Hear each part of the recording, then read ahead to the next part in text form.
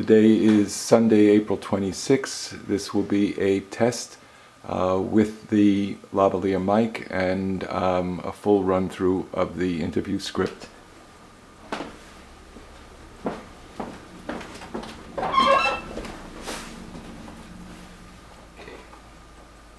Okay, today is April 26th. This is a test with the lavalier mic and a full run-through of the script. I'm going to put this in my pocket so I can clap my hands. Always forget that. Okay, 5, 4, 3, 2, 1. Like most Jewish children born in America, my father had two sets of names. The one that appears on his birth certificate, Isaac Jonas, would eventually give way to Irving, but his Hebrew name would never change. Yitzchak Yonah ben Yehuda Yosef, Isaac Jonah, son of Judah Joseph. Yehuda Yosef, my grandfather, took the name Louis when he came to America in 1899. The only time I heard my grandfather referred to by his Hebrew name was in synagogue. When my father received an aliyah, the honor of reciting a blessing before a passage of the Torah is chanted aloud, the cantor would ask my father for his Hebrew name, which he would then announce to the entire congregation. Yitzchak Yonah ben Yehuda Yosef. It seems strange that my father's Hebrew name still rolls off my tongue, even though it was rarely spoken outside the confines of synagogue. Every year on the anniversary of my grandfather's death, Irving would leave for synagogue to recite a prayer in memory of Louis, who died at the age of 63 on the eve of Rosh Hashanah in 1944, 4 years before I was born. My father performed this annual ritual alone. When he returned home, the family would sit down for an elaborate dinner to celebrate the new year. Not once did my father ever take the occasion to talk about Louis, for whom he had just lit a memorial candle that would burn for the next 24 hours. In fact, my father almost never spoke to his children about his parents. There were no stories about their lives in Eastern Europe, no stories about their passage to America, no stories about their early struggles on the Lower East Side of Manhattan, and no stories about Auburn in the borough of Queens, where they raised 3 children.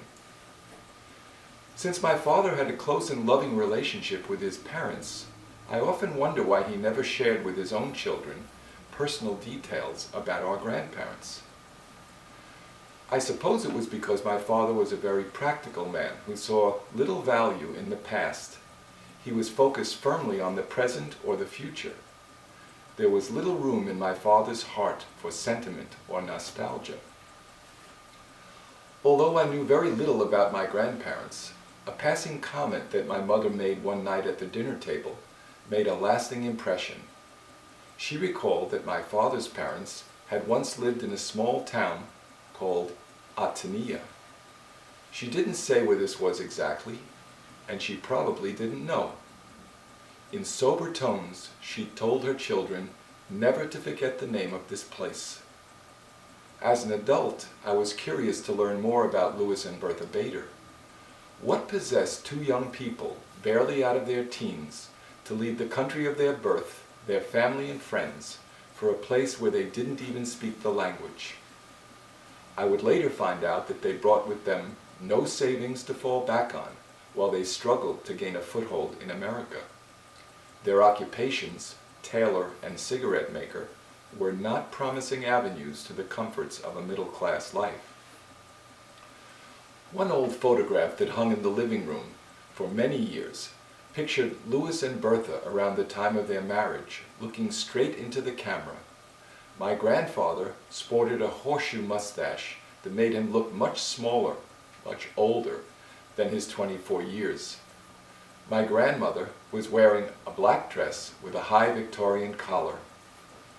Their serious pose was typical of portrait photography at the turn of the century, but I think it also reflects their awareness of the daunting challenges they faced, along with millions of other young immigrants eager to get ahead in America. Another photograph from around 1920, my grandparents are standing beside my father, who was perched on a branch between them. Irving and Bertha both showed the hint of a smile, as Louis looked on sternly.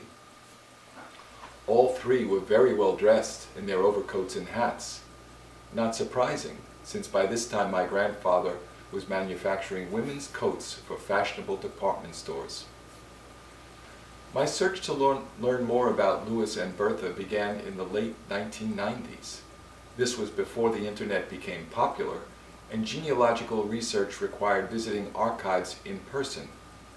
So I went to the New York Public Library on Fifth Avenue and to a branch of the National Archives on Barrack Street in Lower Manhattan in search of some basic facts. Where did my grandparents come from? When did they arrive in America? Where did they live when they got here? How did they make a living? Did their parents or siblings also make the journey? Did they ever become citizens?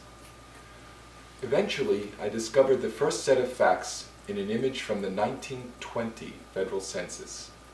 Louis and Bertha Bader, then in their late 30s, were living at 9 72nd Street in Auburn Village, Queens, with their daughter Pearl, age 13, son Nathan, age 12, and son Isidore, as my father was then known, age 4. It stated that both of my grandparents were from Austria, and that my grandfather was a manufacturer of cloaks and suits. This marked the beginning of my fascination with genealogy, which has now lasted nearly 20 years.